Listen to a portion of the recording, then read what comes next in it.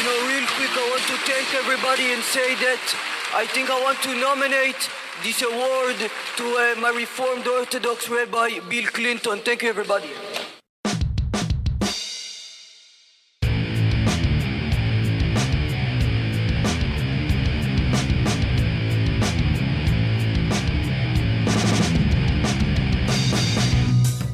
Hello and welcome to Achievement Hunting 101. I'm FuFuCuddilyPoof, and this is level 229.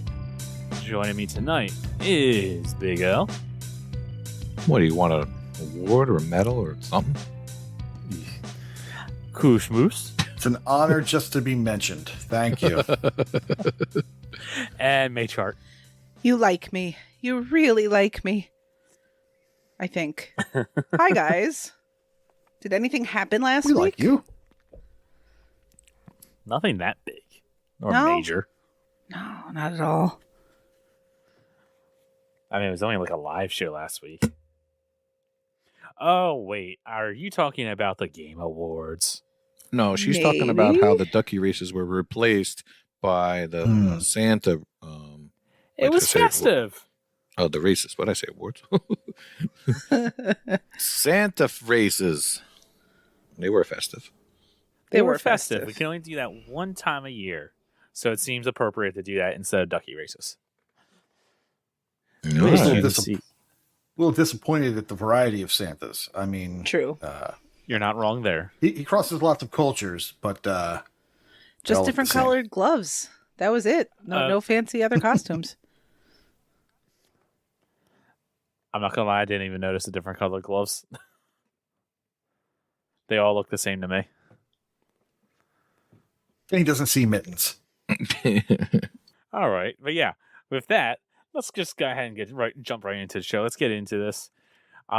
So topic of discussion for this week is obviously going to be the Game Awards. The Winter E3, Game Awards, was last Thursday, and there was some pretty cool stuff that came out of it. But before we actually give our takes, let's go to the patrons first. Obviously, we asked the patrons what they liked about the Game Awards, what they didn't like, any positives, negatives, any trailers that they like, etc. And I'll go ahead and read off the first two responses, first two positive responses. And first one comes from Jay Black. He says, I watched the award show and found it mostly meh. There were a couple of highlights. The Muppet skin dress and Christopher Judge's acceptance speech taking so much time that they started playing everyone else off after giving them only 1 minute for their speech. Legend has it Kratos is still talking. And then the other patron response, it comes from Dynable, who says Earthblade. Thanks, Dynable.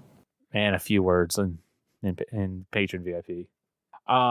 Yeah, but before we get into ours, Nate, why don't you read off the other two more positive responses? Sure. Carpe Adam 79 says, negative, that long-winded speech from Christopher Judge. He may not have been the only one. I just decided not to keep trying to pay attention long after that. At the end of the day, all I cared about was game reveals and trailers anyway, just like everyone, including the organizers. Yep. Positive. Star Wars Jedi Survivor releases March 17th. I thoroughly enjoyed the first and can't wait for the next. Knowing it's only 3 months away and it looks awesome makes me excited. And now I'm excited. Now I'm very excited. GT3 Option Fan says, hearing about Hades 2 coming out was probably the most notable thing in my opinion. Yep. Hades 2 is definitely up on the list of like the coolest announcements. The first Hades is an absolute masterpiece of a game. It's so good, so much fun. I will absolutely be here for a second one. I'm hoping it comes to Game Pass so I don't have to buy it day one. Be nice. Be nice if it came out at the same time everywhere too, so that we're not sitting there going, like we were before. And so, what's up with these Supergiant? Hey, Supergiant, if we're doing sequels, there's some other games that we could see some sequels for. Little Bastion, that'd be cool. Yeah, I think you noted that this was their first sequel to a game. Yeah, I think so. I mean, Bastion was a remastered or a enhanced or whatever, but not a sequel. Well, like their game history is 3 games, right? It's Bastion, Transistor, and Hades. So 1/3 Yep. of their entire catalog has a sequel now, That's or it? is going to have a sequel. It's not. Yeah. They, at least to my knowledge, are just very deliberate. They take their time. They make sure they put out a quality product with everything they've produced. But it's not that they're churning out a game every year or a bunch of small games in between their bigger, more developed projects. So Hades getting a sequel, especially because Hades is the last game they just released, is fascinating and definitely something I wouldn't have expected to hear. And this came out of when I nowhere, heard right? that, yeah, when I heard the music, I was thinking Yeah. DLC. Honestly, just like we're tiny That's expansion. what I thought. Yeah, which maybe this is. I mean, I don't want to talk about reskinning, but we might hear about that later. But this, I don't want to say reskinning and Hades 2 at the same time, but it does seem awful soon. I don't know. I think it's going to be I don't think amazing. I think it's going to be a full-fledged sequel. Now, there was an article on TA. Someone said, this game has a lot to live up to. Are we going to be happy if the sequel is more of just the same, or does it have to go above and beyond somehow? I think it would be fine if it was just the same. Just there's a new character. I mean, a new lead character, new characters, new. I'm sure everything will be new, but feel samey, and I think that's what they're going for. I mean, the fact that they I'll have say my expectations aren't any. Go ahead. Well, the fact that they have the resources already available to use, like they're not going to give, I imagine, Hades a big graphical overhaul. I haven't played Hades, so I'm speaking out of not experiencing the first game as yet. But I'm not kidding. Gems of War has to be played. They don't have to reinvent all of that, right? Because if you looking at their development history, Bastion came out in 2011. Transistor came out in I think 2014 or 2015, and then Hades came out last year. So even just they had one in between as well. They had one in between that was for PlayStation only, and that was Pyre. It was Pyre, but we didn't get it. Oh, okay. But they're releasing a game on average once every 3 years. So even just announcing this Hades 2 this soon, you would imagine that it's going to again use a lot of these assets these things have already created. But what I hear frequently the strength of in Hades is how everything's responsive, right? You die in a certain way in a room and the way the characters respond to you is different. And that's part of the real appeal. And these are brilliant writers they have that do this sort of dynamic response content. So getting more of that, even if the gameplay is the same, seems to be like getting more of their strength, and that would be fine. Mm-hmm. Yeah, my expectations are that it's going to be more of the same, and if I go in at that level, I know I'll be happy. Right. If they do more than that, that's awesome. But I'm not expecting anything more than just more of the same. And maybe, some little enhancements here, some cool new weapons, stuff like that. But I'm not expecting anything mind-blowing. Yeah, I would not be upset with basically just a DLC. An 80 to 100 hour DLC. $70 DLC. Oh, dear And sir. Michelle, I think you said that Hades came out last year. It came out to the Xbox last year. The That's game true. actually launched in September of 2020. That is true. So they have had, at that point, another 3 years to work on the tech after they were kind of done with that product. So, maybe. Right. There is a FAQ, and the FAQ asks when they started development on Hades 2, and it says it started development in early 2021. So when they had that fat stack of cash From And Game it's like, Pass. all right, yeah, let's go back to this well. All right, Kenny, what were you excited by? What was I excited by? Oh, I mean, sorry, at the awards show. Or at the trailer show with an award or two. What were you excited by that event? So, I mean, there was obviously a couple of things that really stuck out to me. I'm not going to go through them all. The one thing that I think is the most Kenny game, and I don't think any of you will actually be excited about this, is a new Armored Core game. I saw that I'm in very happy Kenny for you. game. Yep. That's about what I figured. I very much assumed that all three of you could not care less about this game. Is that like a big deal? Because it was one of the last things they showed. It's a and it was big like, deal. It was like number 7 or 10 or 15 or something. Like I didn't know. Number I didn't know it was such a big deal. Yeah, it's Armored Core 6. There are like a the pain in your voice of not sequels, spin-offs and stuff like that throughout the years. The first Armored Core came out on the PlayStation. Yeah, it's had a big long history. It's definitely more of a game that has been bigger in Japan than it has been here in the States. But I played Armored Core 1. I played 1 or 2 of them on the PlayStation 2. I played I believe it was 5, either 4 or 5 on the 360. I forget which one it was. It's been a while since I played these games, but I played them quite a bit growing up, so I'm very much excited to go back to this game. You know, it's a giant mech game, and it's from Software, so very talented studio. And there was an article on TA talking about how they're not trying to make Armored Core Souls, which is music to my ears because I don't want to play a Dark Souls game. I just want to play a giant robot game. I like my giant robots, whether they're Power Rangers or whatever. So I'm very much excited for a new Armored Core game. Well, that's what caught me off guard when I was made aware of this being kind of a big, because like Elle said, this was announced toward the end of the show, right? And usually that's where you kind of put your heavy hitters. Yeah.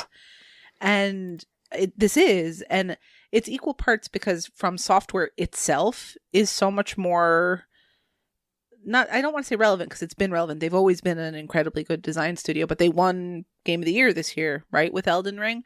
So it's sort of like, even though Armored Core, I think, like you're already alluding to, Kenny, isn't as big generally with the gaming population, just its association with From Software and the idea that, wait a second, this giant mech game is actually made by the Elden Ring and Dark Souls developer. Like, maybe I should give this a look. But I have a question for you, Kenny, as the Armored Core guy. Does starting at number 6 matter? Is that something that might be like, is it better if maybe it had like a side quest sort of subtitle so people don't feel like, well, I would play, but this is the 6th entry, or does it really matter?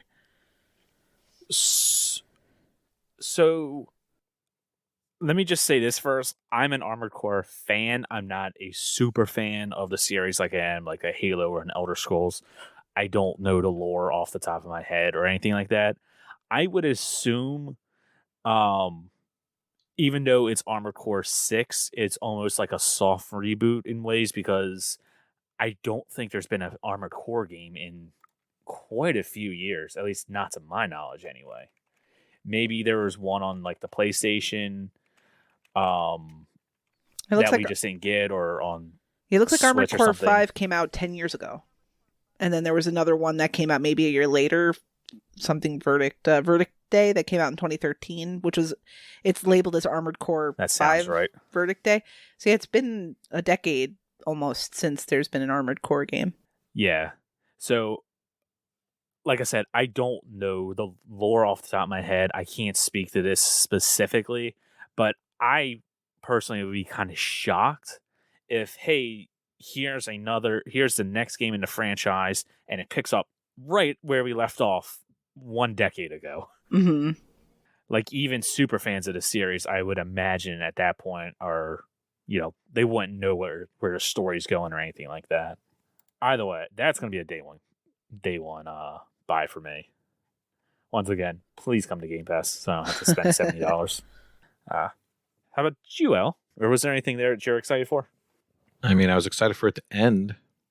I think it was supposed to go like a couple hours, and then it went long. I don't know. I mean, we've already gushed over Hades 2. That would have been my main takeaway. The other thing that looked cool to me was the Castlevania invading Dead Cells trailer. That was really well done. I think that would actually get me to play Dead Cells if they did it right. So that was cool. All right. And that's really it for me. Nothing jingled your jollies. Oh boy. Rip Corey. How about you, Michelle? Well, Koosh, did you have anything you wanted to, because we gave Kenny chance to go over some of the stuff he was really excited for. Because as Kenny keeps alluding to, there's some more negative response we're going to get into in just a second here, but and not necessarily from me. But like, was there anything else you wanted to highlight? Oh, there's one or two things. I only chose one. There's definitely quite a bit in here that you could talk about. Sorry, I'm not going to choose just one. So I get very excited when we see the new stuff coming. And so I will be super brief. Jedi Survivor has a release date, March 17th. God, that looks so good. 3 months, just like was it Carpe Adam? Yeah, Carpe Adam was talking about that. That is insane, and that is going to be so much fun. Diablo Disney, 4. Look at this and make a movie like that. That's all we want. That's what we want from a movie. Looks just like the main character. It's uncanny.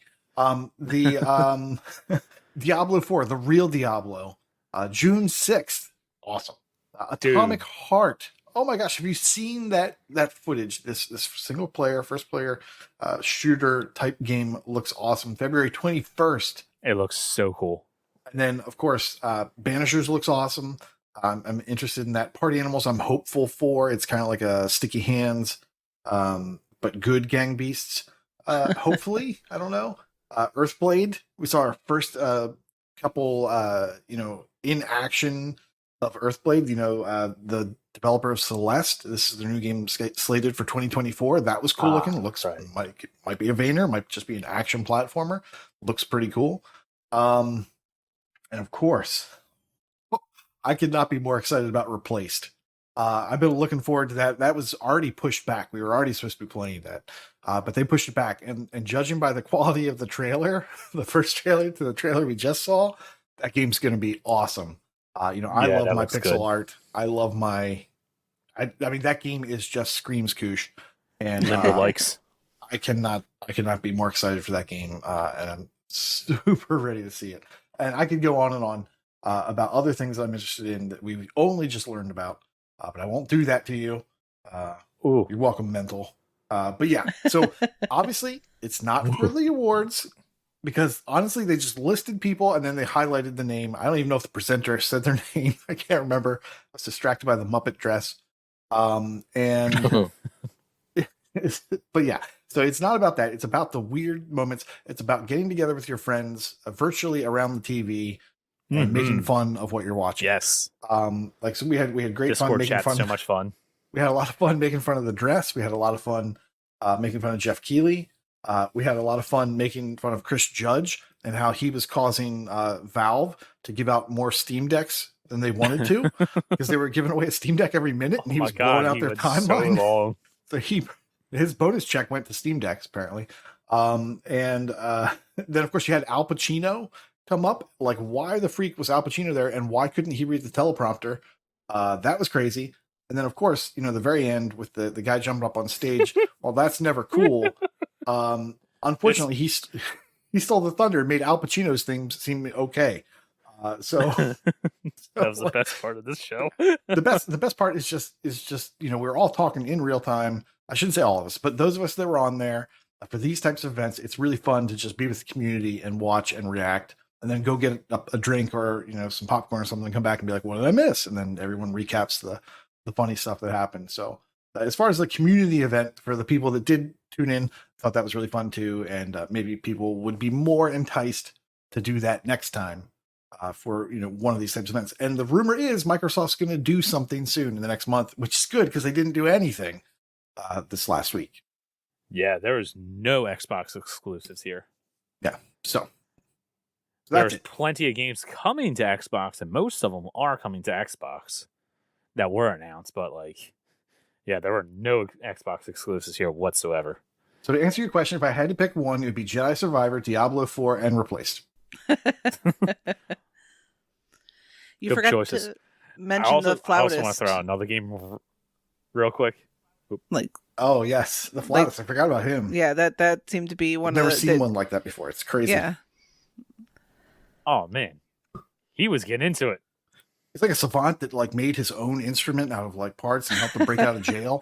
I mean, this thing was amazing. He's like the MacGyver of flautists. And so apparently he's big on Twitter now. So good for him. Man, there's the orchestra that they always do, where they recreate all the themes of the Game of the Year candidates, is always really cool, no matter what game it is.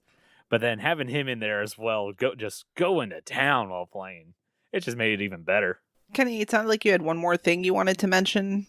Oh yeah, really cool game. It was release trailer. I don't think we've ever seen anything about this. Meet Your Maker. It looks like Super Mario Maker meets Doom. You first person shooter, you create your own dungeons, and then whoever has to try to beat it. It looks so cool. It looks like it might be a lot of fun. That is something that is definitely going to be on my radar. There was a beta for it a couple months ago on Steam, so it's been out there. Was there? I did not know that. Yeah, it's weird actually. My coworker, like, I don't know, back in August, showed me a trailer. Oh, this looks like fun. Okay, and he did play the beta and he enjoyed it, but he said, of course, it's a beta, it's a little restricted, but he enjoyed the gameplay. And I don't really remember too much about what he said, honestly, because I wasn't really thinking in that context of us talking about now. But there's this whole idea that you have to, like, get through the fortress that your opponent is building and protect your own fortress and try to get out. So you're building the spaces that are being infiltrated, and you're trying to stop people from taking this core at the center of your fortress. But yeah, I mentioned to him when I got into work, I'm like, oh, your game was at the Game Awards last night, like, it's coming to consoles, and he was pretty excited for it. So the beta's out there. It has been played. You can read some impressions of the game out there if you want to learn a little more about it. I will have to look that up. I did not know that. Mm-hmm. Yeah, that game looks cool. All right, well, I'm going to mention really briefly first that I didn't watch the awards. I did watch trailers afterwards, and I did, while the awards were on, was chatting with some folks back and forth about it. And really the only thing that drew my attention was Judas, the new game coming out from Ken Levine's new studio. And the big thing from it is you look at that, and if you knew nothing else about it, you go, huh, that looks an awful lot like Bioshock. And that's exactly what I said. It does. So I'm excited for that because it's basically Bioshock in space. And I have not played Infinite as yet, which is Bioshock in clouds, but I'll get there at some point. So, yeah, that looked good. But that said, I want to just highlight that another of our patrons, P-Tart, her response was, what awards? Clearly I didn't watch. And that general sentiment was echoed by Ahizo, Chewy, Arutierk, Hawkeye Barry, Philip Wendell, Wild West, Catster, and Scar. So we see there's a big portion of the population within the Discord. As fun as it is to sit and watch it together and all that, I think because of the nature of the Game Awards and knowing that it's not an Xbox heavy show, I think a lot of folks just didn't tune in. So hopefully, I know Koosh, you said earlier that the word is Microsoft's going to do their own sort of deal within the month or so. I think there is a degree of Microsoft not announcing stuff because of all the murkiness around the Activision Blizzard merger and what's going on with that. So I think good news is coming, interesting news is coming, but the Game Awards wasn't really it for primarily Xbox gamers. And it was super long. For a show that said it was supposed to be shorter than the previous year, it was super long. It was a 4-hour show. Liar face. So, yeah, and there was someone else in Discord who highlighted, like, it's basically Jeff Keighley's friends showing off their trailers and such. So there was a little bit of a sense that even though it's cool that there's this platform and video games get to be celebrated, it's still kind of narrowly defined who gets to appear and who actually gets a presence on the stage and what we wind up seeing from it. And I think game companies in general fall more into this, like, niche of doing their own showcases.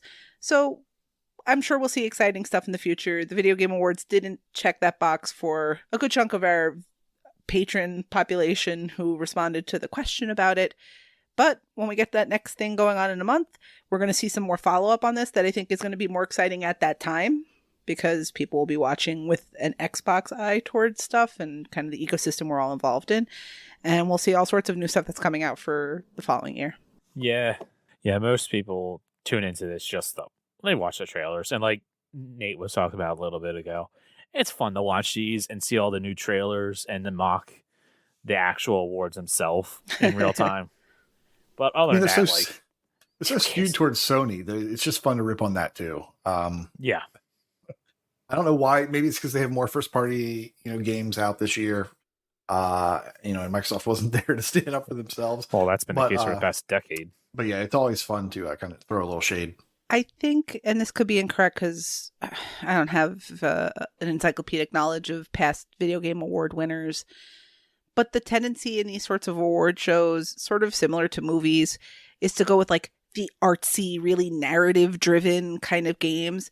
So even if your game has like the best multiplayer experience and it's really solid and everybody loves it, if it's not a game that someone can sit and write a thesis on the various interactions of the characters and how that relates to modern world events, it just doesn't hit reward show stuff or award show stuff that well.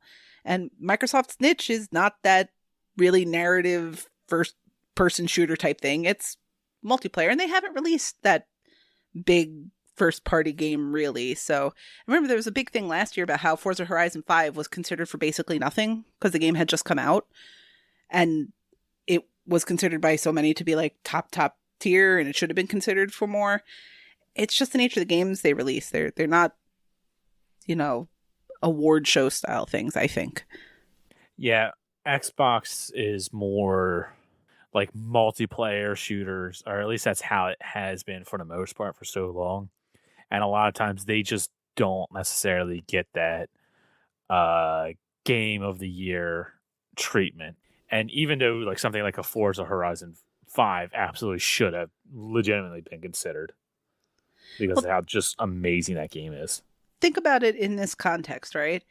Like, how many comedies have won Best Picture of the Year?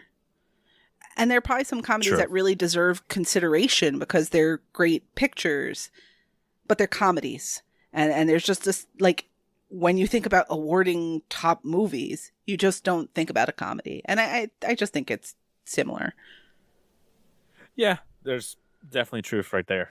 Yeah, I guess that's the Game Awards talk, unless anybody else has another game they would like to talk about or anything else they'd like to add. Oh, and Philip Wendell had said, I didn't watch it, but enjoying seeing the GIF of the fluke guy. Just want to point out to Prue that it is pronounced GIF and not GIF. Just wanted to point that out to Prue. We had a big fight about this last night. Got him. Yeah, it's not jot him. It's got him. GIF. Yeah. So it's not James, it's games? Game Showcase? Correct. Oh. All right. So maybe that's why people missed out on it. All right, let's get into the James Showcase. Nate, you're up first. What game do you want to highlight? Oh, the game I played this week. I was looking for something that had a bunch of new Dead Horse. Yeah, sorry, damn it, Drew. Every time. Gregory, the new Dead Horse. So this game, I'm leaving. Just delete all that. The game I played. He's not going to edit. Trying to get to it. Oh. The Tale of Bistun. So I'll repeat that. The game I played is The Tale of Bistun. The reason I did that is because I needed 5 A achievements, or achievements that started with the letter A. Why? Because that's the crazy world we live in. No. And this game... That's the reason. This game seemed short. I already had it. And I said, hey, that's a good reason to start this. So I threw it in there and knocked it out and beat this game in 4 hours and 12 minutes.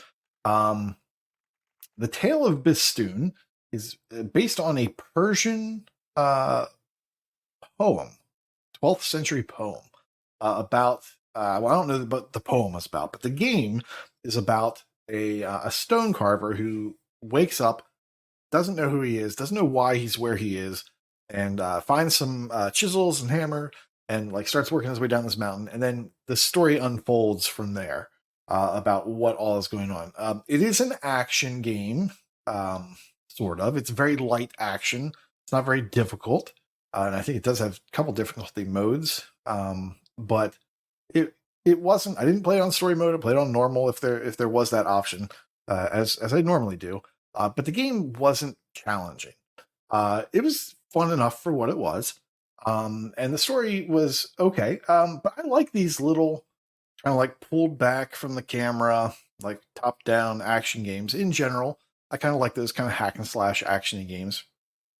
And this one was fun. It was fine. There are a lot of collectibles, and as long as you're paying attention as you go through the levels, they're not really missable. There's normally only like one path with like little offshoots that kind of loop back. And when you do that, you just have to look for some rock walls that you can chisel and see like a little mural, or statues that you can kind of unearth from these really obviously misshapen tall rocks. You'll carve a statue out of those really quickly just by hitting the X or the Y button. And then you also have these collectibles for crossing like these tiny little ledges. You know how you have to kind of like hug the wall and, oh, I'm going to fall. And your guy kind of moves across that. And there's like these little slides as well. So there are achievements for doing every little rock shimmy that you have to do. And there's an achievement for doing all the slides in the game. And that I was a little worried that I had missed that because everything else had popped towards the end of the game for me, except for that slide one. And at the end of the game, they actually ask you to make a choice. You have to decide if you're going to free this person or if you're going to leave them in confinement. And based on what you choose, one of those options basically just ends in a little bit of a story tie-up. You don't really have anything to do. The other option gives you a tiny bit more gameplay with a tiny bit more narrative and an additional slide. And once you get to that slide, boom, that achievement pops. Then you get your final achievement and you're done with the game. If you happen to miss something, it's not a big deal because they have chapter select. You can go back. I don't think it does a good job of telling you where you missed something. So as long as you might be in a little trouble if you weren't paying attention while you're playing and you didn't find these things. But there is that option. You don't have to play from the very beginning. You can say, oh, it was probably this level, and you can go back and replay it. It's funny, like they use this voice actress. It was very, you're going to know her voice when you hear it. It's like, it's so deep, right? And when you hear her voice, you're like, oh, okay, so she's in this game prominently. Yeah, no, she just like reads the intro. And then she took her check and she left. So she's not in it. Get out. Yeah, but yeah, that's pretty much it. You've got 3 different weapons that you get. You upgrade them one time. Each one of them has a special attack. It's okay. The special attacks aren't anything to write home about, but it's a fun little 4-hour game. For what I played, it was okay. It got me my 5 A's, and yeah, it's not a bad little game if you have some time to kill. But it's not mind blowing. But it is an easy completion. It's 4 hours, like I said, and that's the tale of Bistun. Yeah, not a lot of people in TA have played this one. No, under 100 right now as we speak, with only 11 completions. So this looks like Tunic and Hades had like a love child, and yeah, looks to me like no, nothing like that. I could see graphic. I wouldn't give it that pedigree. You're giving it way too much of a pedigree.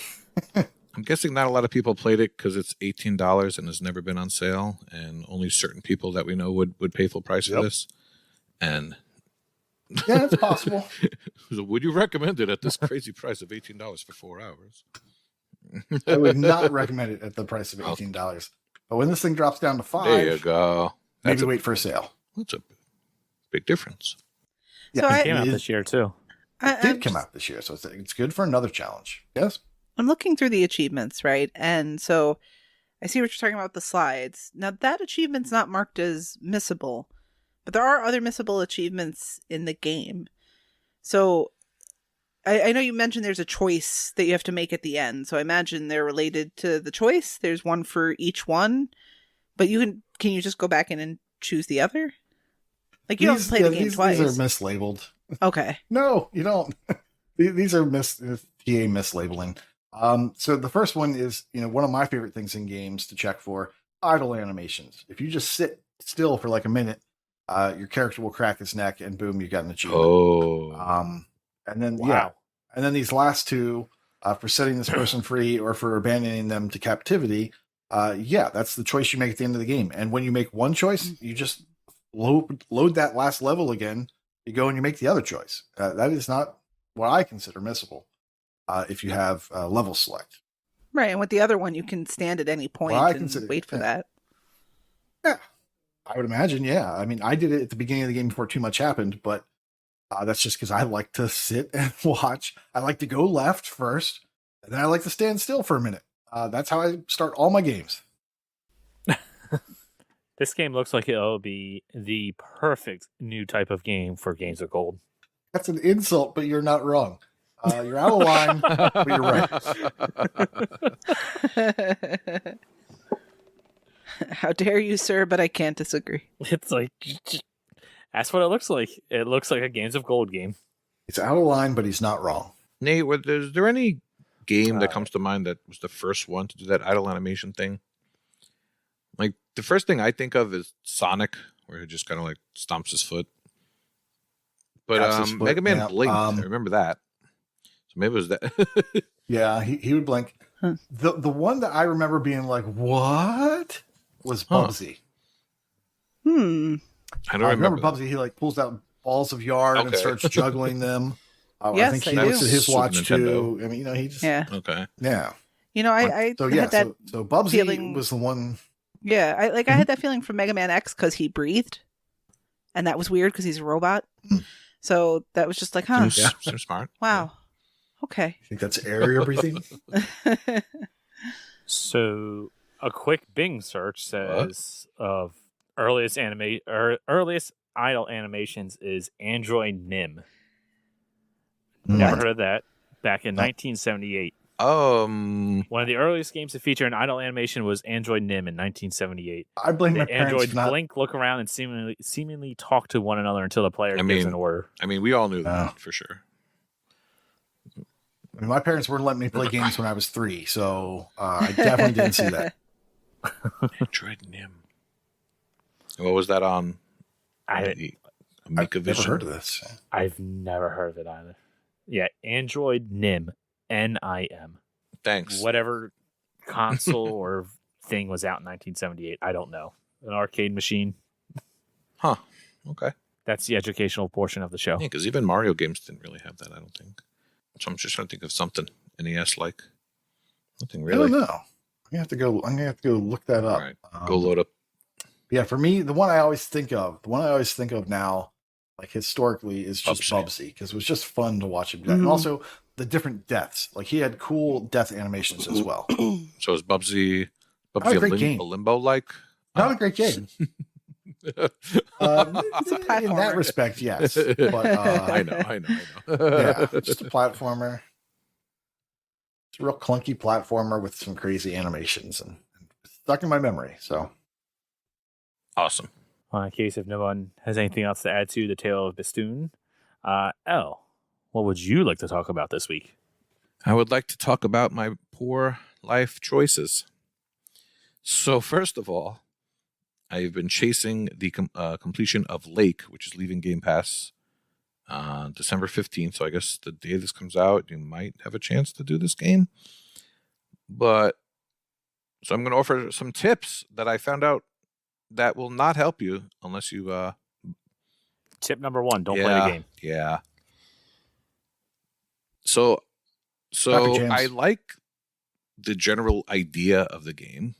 I like the characters. I like the world. But you're this mail carrier, and the mail carrying is so cumbersome and bad and not necessary. And it just seems like it's filling time before the day ends and you get to the real meat and potatoes, which is the dialogue and the relationships you build with the people. But what I realized is that you can fast travel in the game, and I didn't really realize that until recently. There's fast travel to the top left, north, south, east, and west of the map, and then there's also something called autopilot, which will just make your van travel where you need to go by itself without you having to drive. So those two things together make it a lot easier, and I wish I knew that before, but it's very helpful to know. And if you follow the walkthrough on TA, it says, do this, do that, and here's the dialogue choice you have to make sure to hit. so you don't get locked out of any achievements at the end of the game.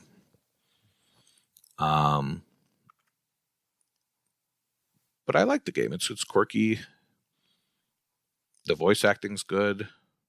The main character is likable. There's a lot I like about the game. It would have been better served as maybe like Tale of Bistun, maybe like a 4-hour game. And it's filled out to more of like an 8-hour game, it seems. It just goes on and on and on. I'm almost done with it. I thought I was going to finish it before recording, but it just kept going on and on and on. Like I said, I'm up to the final stretch, and you make a manual save at the end, and then you have to go through some different things to get to a few different endings, I believe. And those are the last final few achievements. All right, quick quiz. Quick quiz. Does it have a run? Okay, so no, you have a power walk. Mm-hmm. How much faster would you say the power walk is? About not much faster at all. So yes, when we were talking about this, I went back and I launched it and I did some calculations. Awesome. I posted this back about 4 months ago. I posted this on the Discord. The fact that I did this because I'm crazy. So what I did is I walked along a long section of sidewalk. And I timed it, and then I power walked along that same or fancy dance walked, as I call it, across that other long block. It turns out the fast walk is 1.3 times faster. Yeah. So it's 1 or 1.3. Those are your two options. I mean, it does add up. You know, if you listen to a podcast on 1.3, you get through it faster. So, but did you know about the fast travel stuff, Nate? Yes, I did. But they still put you at some really bad spots around the lake. And I swear that someone is murdering someone out at that lake and they just don't know it yet. It's creepy. There's something creepy about that game. Even though there's nothing creepy about the game. There's nothing creepy in it, but there's something creepy about it. I mean, it seems about right. Yeah, and you can even fast travel when you're not in the mail truck. So, like, once you make your delivery, you just hit right bumper and go right to the fast travel. Go right there. So it's good to know. So I have a question related to what you're saying, because I'm also in this boat where I have to finish this, and I'm not sure if I will finish it before 2 days from now, or today as you're listening to this, if it's the release of the show.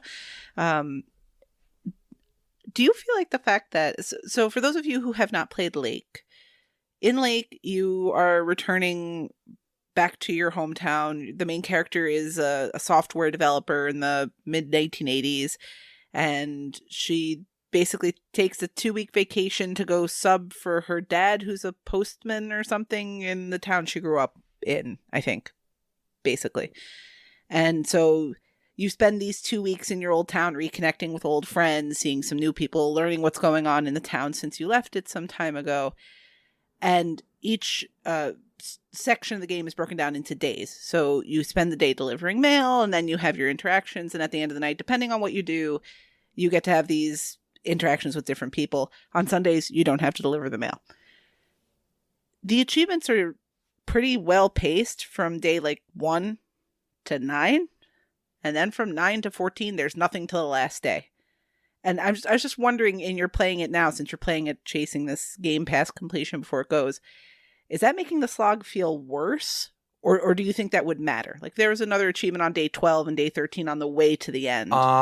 Would it feel less of a slog? I mean, if you look at the walkthrough, that's definitely what it looks like, but those days are not too long. So it's not a big deal. Okay. But the game only has, 10 achievements, so it's kind of... Yeah. They could have added more. I know what you're saying. There's a little bit of patch where you don't get anything. But they probably should have added more achievements, even if it's get through day 12 or whatever, to break it up a little bit. That doesn't really bother me, because I know I'm going to complete it anyway. Maybe. Hopefully. Oh, another thing. The walkthrough gives you choices like... Or it'll say, it's very well done, by the way, except it'll tell you about the fast travel, but that's neither here nor there. It'll say, like, you have the choice to go out to dinner with this person or watch this person's cats or whatever. And it says you don't have to for the achievements, but that's up to you. So either I'm stupid or I actually want to get something out of the game, but I choose to do all of these things because I want to see what the game has to offer. But if you're in a time crunch, you don't have to do these things. But I found that was the entire point of the game, was these dialogue trees with these people. Did you do that stuff, Nate? Do you remember? Or did you just turn everyone down? I did the cats. I did some of those things, but I was not feeling the romance options at all. Like I didn't want to get together with a guy or with a girl. I just didn't feel it. Wow. I was like, no, that's not what she's there for. She's there to connect with herself. I'd love to see that play out that way, because I did all that stuff. Yeah. No, I passed on all that stuff. I hooked myself out to everyone. I mean, yeah, the female love interest is quite a hoot. She works at the video store, and there's a lot of fun video covers of parodies of 1980s movies. They're very, very fun to see. I did look at every single cover until they started repeating. Yes. Yeah, absolutely. So that's Lake. I'd love to hear some Lake opinions. I think if it wasn't on Game Pass, I would have never bought it. So I guess I'm happy for the experience. I just feel like it could have been trimmed in half, and the game would have been better for it, or at least for us achievement hunters. So I'm actually off this whole week, which I'm never off. And I'm like, all right, I'm going to use this time to play, that Vayner that's leaving, Record of Lodoss War. But no, I am not a smart man. And I have spent the entire day playing a game called Cruz Brothers. Now, the reason I started picking up Cruz Brothers is it's very good for the 12 Days of Christmas challenge, specifically the level day. And, what I didn't realize is you have to basically go through the whole story, and you have to level up enough to unlock these areas to get the level achievements. Now, the problem is I had played this game the other day, and then when I booted it up today, it said I was at level 0 again. So I'm like, oh, crap. Did I lose my progress? And then I quit out and booted back in, and my progress came back. So that was good. Except now I got worried, and I'm like, all right, I'm going to have to beat this game in one sitting because I don't want to have to lose progress and go through it again.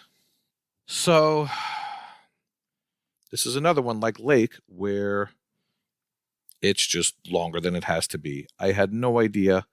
The estimation says 5 to 8 hours. It looks like my final time was 7 hours.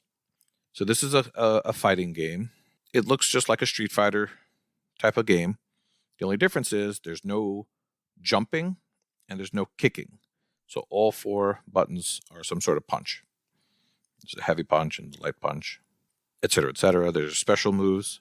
So you're supposed to be boxing, but a lot of these characters have guns and all kinds of weird stuff. This game, I believe, is made by Portuguese developers, but the voice acting is all in English. And let me tell you, the voice acting is terrible. It is like B-level bad. However, it's like the type of bad that is almost good. Like, I could not wait to see what happened next in this dumb story. I didn't skip any of the cutscenes. I watched the whole thing play out, and it was just quite the story. You don't have to be good at fighting games to play this game. You could just mash all the buttons, and you'll win all the fights handily. And then in the challenge modes, there's a hidden character named Cavaro that you just highlight the Faust character and press X, and you unlock Cavaro, and then you just button mash B, and you shoot a gun and tackle them, and you'll win without even looking at the screen. So you could play this game passively, but there's just a lot of things you have to do, and a lot of the fights are like 5 or 6 wins you have to get. So it's instead of just winning 2 out of 3, you have to win 6 times in one fight. It's just very time consuming. But overall, and the big thing about this game, the main reason a lot of people play this game is that it's worth 5,000 gamer score. So there's been title updates. Yeah. What? This followed the Zidalon trend, and this very quickly got 5,000 gamer score. That's insane. I knew the game was trash. I knew Corey streamed it forever ago, and I knew it's something that's like, oh, I'm never going to touch this. I had no idea it was one of those games that followed that trend of having way too many title updates, more than it deserved. Yeah, when Corey did that, It was just a base game. And for what it was fine. Title updates don't add much except for those challenges. Overall, honestly, I didn't hate it. I know it's terrible, but I didn't hate it. I went through it all. I found it monotonous. I don't know. I have a soft spot for bad things, I guess. Had bad gameplay, bad writing, bad voice acting, but I couldn't stop playing it. Oh, the funniest thing in this game is like, say a character has a tattoo that says Navy, for example, and you're facing, it'll say Navy, but if the character's facing from right to left, it'll just be transposed and you'll see the writing backwards. It's so funny. Yeah. Wow. And a lot of characters have writing on their shirts and on their bodies. And it's just, if they're facing the other way, they're just, that's a new level it's of bad. Hilarious, though. I'm like, what were they thinking? They should have just taken off all the writing when this was apparent. Yeah. Yeah, I'll let everybody else play that one. I don't need that in my life. I don't know if I could recommend it, but if you're the type of person that likes 5,000 gamerscore games, there's worse, I guess. The game is a $10 game. I remember a couple weeks ago it was $1. For $1, I think it's worth it for sure. $10, not so much. Well, for $1, it's kind of hard not to recommend something, no matter how bad it is. I don't know. Tell us your thoughts, Nate. That's still a tough stuff. $1 and I have to play it. I'm not saying I would do it. Okay. How far did just knowing the community and who we're talking to right now, I know there's plenty of people that would be interested in that, especially for $1. I know we were going with that. I think I got to the first level achievement. And I said no. There has to be something else. I don't care if I have to buy it. And I found Wolfenstein: The Old Blood. That was actually fun, and I got every level-based achievement I needed. I think I needed 6 more or something like that. I got them all done by the end of the second level of that game, and I actually had a good time. So I actually thought about playing more, and I said, nope. I'm going to save this for the next time I need achievements. It is good for contests. I'll say that.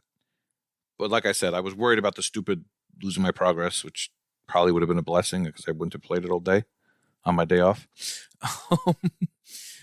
But I don't know. What a way to spend a day off. Yeah, but I got to watch some stuff on my phone at the same time because you really don't have to pay too much attention. But the story was just hilarious. The voice acting is so bad. But there are these comic book strip cutscenes that I did enjoy the art style. I did enjoy what was going on. It wasn't complete trash. I feel like you're lying. Okay. I'm trying to make myself feel better about playing this all day. Cut me some slack, Kenny.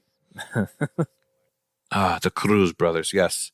I think it's, and then just for the heck of it, I turned the language to Portuguese and I started up the story to see if it would be in Portuguese.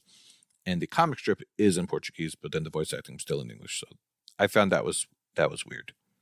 That's a decision. It might have been better with Portuguese voice acting and English subtitles, honestly, because it just felt like they were reading what was on there. There was no inflection and no emotion. Like, oh, I have to go to the fight today. Like, oh my God.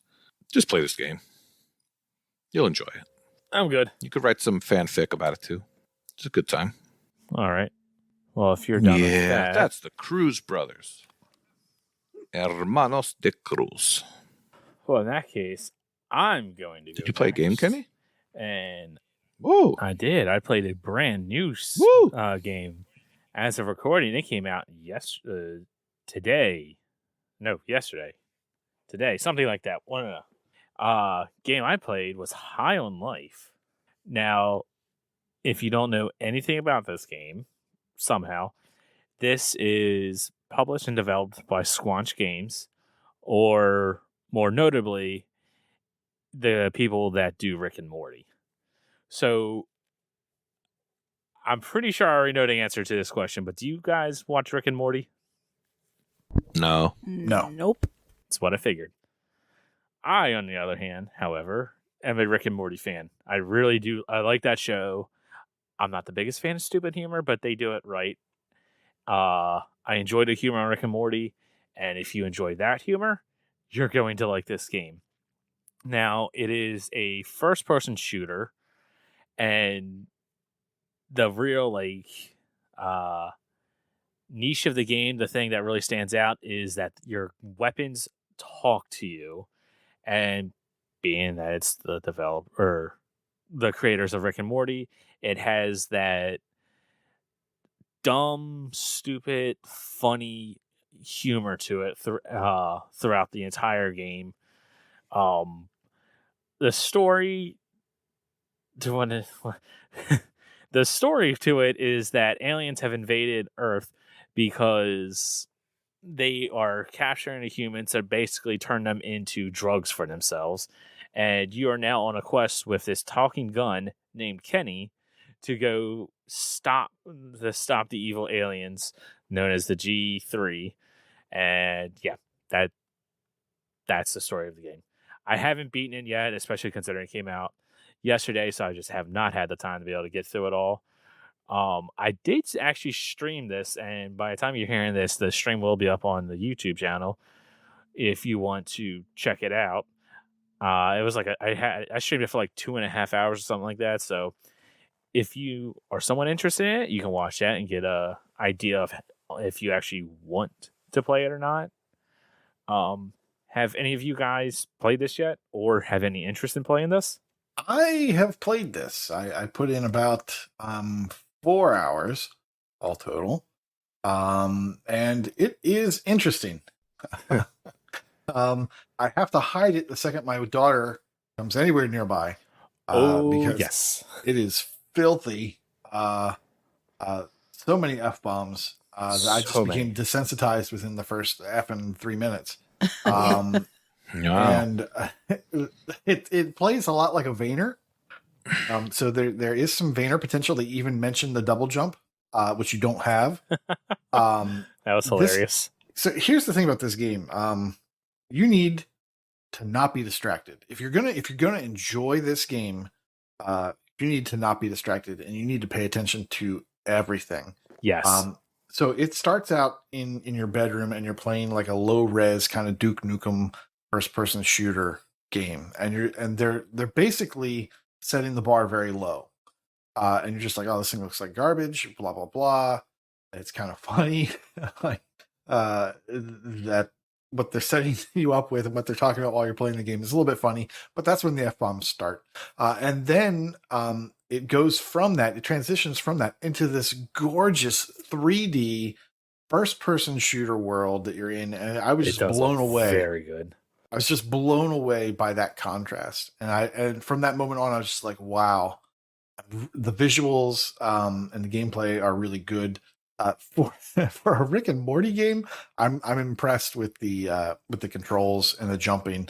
It's not as tight as Journey to the Savage Planet. No, it's not off by much. It's real close. And it's totally got that vibe. If you like Journey to the Savage Planet, this has got that vibe, but with F words. And a lot of you really want to pay attention. They have gone to such detail at the very beginning of the game, and I hope it stays throughout, that you just doing the things you would normally do, they totally rip into you for doing. Let's say you're in this village, you're talking to a villager, they start to tell you their life story about what their parents are doing, and you start to walk away, and they're like, oh, okay, I guess you don't want to know. And then I did that by accident, and I was rolling when they started insulting me for walking away. And so I immediately went back to them, started talking again, and then walked away again. And they had a different thing that they said, and it was hilarious. And then I was in a pawn shop, and I was like talking to the one guy, and then I made the mistake of trying to go pick up the item that I wanted from behind the counter. And then all of a sudden, he made a comment of the fact that I'm walking on his counter. And then he tells his coworker, and so I go over and I stand in front of the coworker, and I just start walking up and down the counter, and I start jumping on the shelves. I just started to see, what have they put in this game for me to hear? What have they put in this game for me to just do? And my goodness, you have to, if you really want to enjoy this game, if you really want to get everything they put into it, and they put a ton of work into the voice acting, into the detail, into the ripping of gamers. They totally dress us down, and it is really good. You're really gonna have to spend time with this game. Yeah. If you spend time with this game, you're gonna be rewarded by digging into the story. If you're into it for that, if that doesn't sound good to you at all, just go ahead, play something else. But if you really want to enjoy this game and you're enjoying it so far, pay attention to everything in the world. Look at all the pictures in the house. There's a lot of detail. Yes, there's a ton of detail everywhere. This game is just chock full of stuff. And so I recommend that you do that. And just, it gets to the point where you're going to fight some people, but rather than go up and just go guns blazing, you sneak up so that you can hear the insane conversation that they're having, and you wait for them to finish. You wait for them to finish. You're going to go get a weapon, and you're going to this hideout, and you're going to bust through the door, but you're way too interested in the conversation that you're hearing through the door that you don't want to progress the game. So this game is going to take longer than 100%. It should, because I'm going to try to listen to most of the conversations. It's insane. I was not expecting to be this into it, and it's pulled me in. So yeah, I'm going to be giving more time to this, and I am going to be taking my time, at least until I get tired of it. Unlike the Cruz brothers, which I stopped listening to the story in the first 5 minutes. This I'm paying like total attention to, and I want to hear other people's experiences with this, because this is just insane. If this game were to ever get an award at the game show or Game Awards, the award that would most fit this is game with the most personality to it. Like, just everything that you talk to, every alien that you walk up to, it's like a dialogue branch of, they'll say this, that, and the other thing. They'll comment on whatever, to the point where if you're trying to shoot an NPC with your gun, if it's not an actual bad guy, your gun will straight up refuse to shoot him. Be like, and will say something to the effect of like, we don't actually have to kill everyone. Hey, psychopath, you don't need to kill him. How about we just let this one live? Like, everything that you do, you get comments on it, and it makes the game so interesting, and it's just different. It's a different type of game. It's just all the things they thought of that, like, oh, the player will do this. Let's say something about that. Oh, the player might do this. Let's say something about it. It's just, to me, the dialogue tree is crazy. Like, I don't know how they're going to fit all that in. One word of warning: there are missables that will require you, because of the type of game it is, to do a full playthrough again. So if you only want to play this game once, you might want to look for those missables. Write down some notes, say, oh, okay, I'm going to go do this first, and then I'll do that. And that will allow you to cut down on your time. There are difficulty modes. I'm playing normal. There's a story difficulty. So if you have to do a second playthrough, it might not be bad, because you're going to be familiar with the game. Drop it down the story, just fly through it. So that is an option. Yeah. And if you look at the achievement list, it's kind of basic. A lot of it is very much for, just defeating this boss, obtaining this weapon, blah, blah, blah. It doesn't go out of its way too much and have anything unique. However, there are some, I shouldn't say some. There is one particular achievement that I think it can get you banned on Twitch. There's an achievement to stand in the strip club, the alien strip club, for 15 hours. I read the solution for that. I don't know if it's glitched or not, but you don't think you really have to stay there for 15 hours. There is, however, nudity in some of the either the commercials or the movie that they play. They have a movie that contains Denise Richards and what's his face? Paul Walker, that they show. Yeah, and apparently it's like an actual like B-tier horror movie, I think is what Chewie said. It's called Tammy and the T-Rex. Yeah. They in the house, they have a poster of that movie, and I looked at it. Even in my stream, I looked at it, I went, oh, I bet that's like a joke off of something. And then like I turn around, and on the living room TV, it's actually being played. It's just like, oh wait, that's an actual real movie. Like, you're watching an actual very movie. Surprising. Just like they did with fill me in. You know what I'm talking about. The author horror game. Why can't I think of it? I don't know what you're talking about. Microsoft game. The Medium. Crap. People are screaming at me. No, older. Got a sequel. He uses a flashlight to shoot his Alan ghosts. Wake. Yes. Alan Wake. Alan Wake, thank you. Just like Alan Wake, how they put the commercials. I remember that. Thank you. Oh, yeah. Alan Wake, and also, forget it. I'm gonna mention other games because I'm forgetting them all right now. But yeah, so they're big fans of putting like movies and games and like TV shows, and just like that, there's this thing you see Denise Richards, that's a cheerleader doing this practice, and then Paul Walker walks up, and I'm like, we're actually watching a movie here. That is insane. Yeah, that was the kind of thing where I knew nothing about what was going on in that movie. I honestly didn't even recognize the people that were in that. Okay, I know. I don't know movies. I don't know actors. I'm young. Blah blah blah. But like, I was watching that, and about a minute into it, I'm like, I just feel like I'm about to get banned on Twitch if I keep watching this movie. So I just like turned away. I'm like, I'm not watching this now. as someone who likes all the dialogue, Elle, are you intrigued by this at all? Oh man, this could be an F, L. yeah. I guess. So wait, Yep, Kenny. That's perfect for you then. So did you know who Paul Walker is now? I won't say that. I know right. of him. I know he was in Fast and the Furious. Very good. Yes. I figured you would have at least seen the first couple of those. I'm surprised if you haven't. I've seen part of the first. That's just never a movie series I've like ever wanted to watch. I know you hate cars and like nothing. I know to the do names. with cars. When you're talking about those two people, I knew the names, but like That's fine. don't actually. That's fine. That's fine. Know them. Now, Have either of you played Trover Saves the Universe? No. Because it's the other game by I have not either.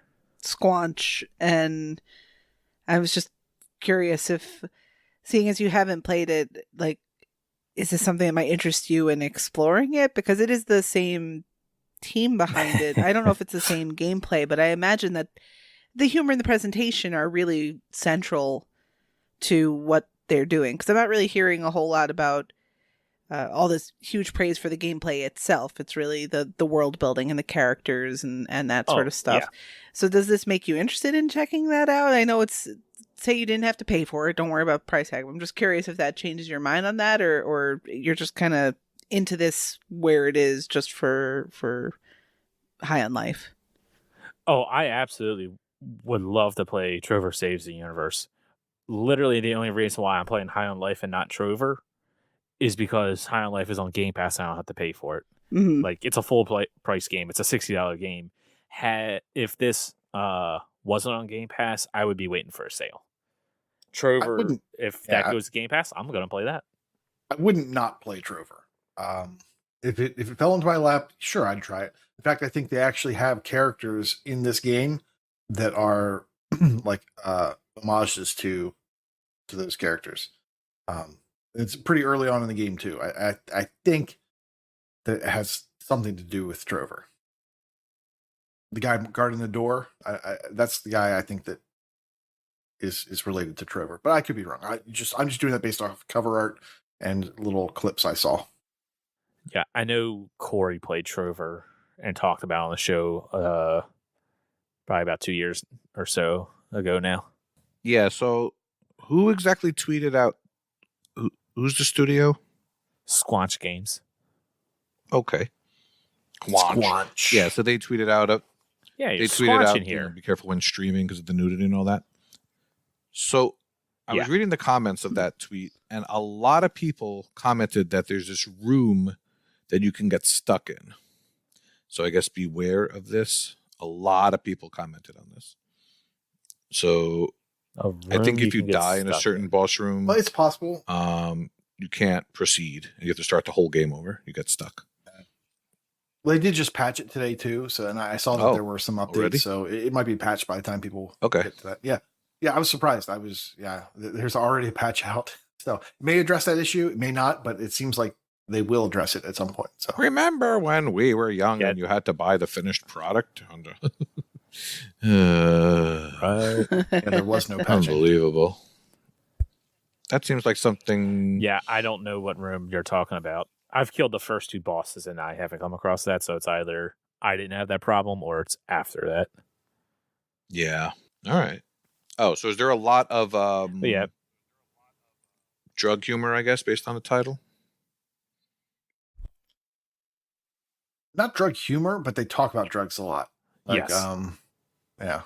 It's not humorous. But imaginary drugs. Like, they don't talk about crack cocaine and heroin and all that. They talk about doing a marijuana. They talk about like aliens as drugs. It gives them life. Yeah, back to like a comment that Michelle made. Yeah, you're not going to see anyone really praising this game for its gameplay. The gameplay in and of itself is mediocre. The personality there is like S tier. It is an S tier personality game in a C, maybe B tier shooter. And as of right now on TA, it has a 4.5 star rating. So I give it a solid B in the shooter. It's not bad by any means, but if you had this gameplay